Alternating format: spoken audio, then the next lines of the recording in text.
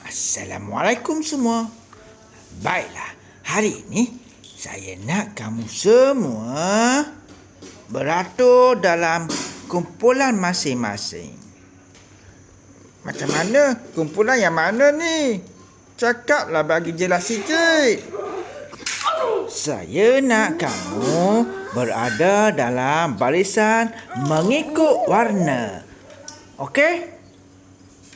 Cuba gerak sekarang. Kawan-kawan, siapa yang warna merah berada di belakang saya? Cepat, cepat. Saya merah. Mana lagi merah ya? Saya merah. Tepi, tepi. Saya merah.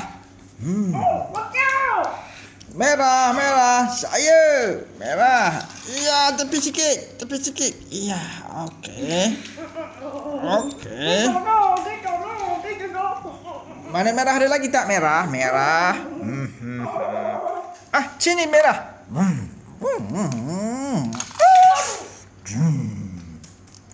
Muaz. Tengoklah dia beratur ni Muaz. Dia beratur dalam barisan berwarna merah. Ada lagi tak merah? Saya, sini. Okey.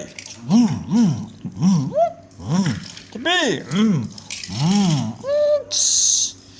Wah, merah. Ni pun merah ni. Saya merah.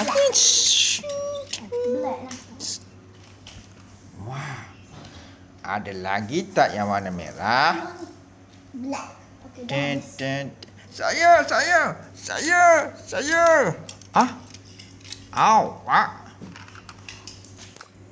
Macam biru je tu. Merah, saya merah banyak. Banyak warna merah. Baiklah. Beratur di kawasan merah. Tepi. Ya.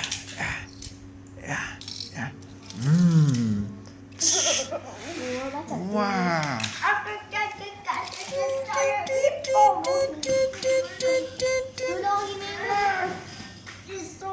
Kereta merah. Wah, kereta merah Muaz, banyak yang merah. Siapa nama tu? Siapa nama awak tu?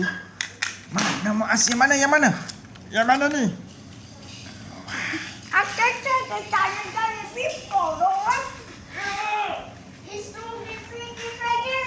Baiklah, sekarang kita cari kereta yang berwarna putih. Saya putih.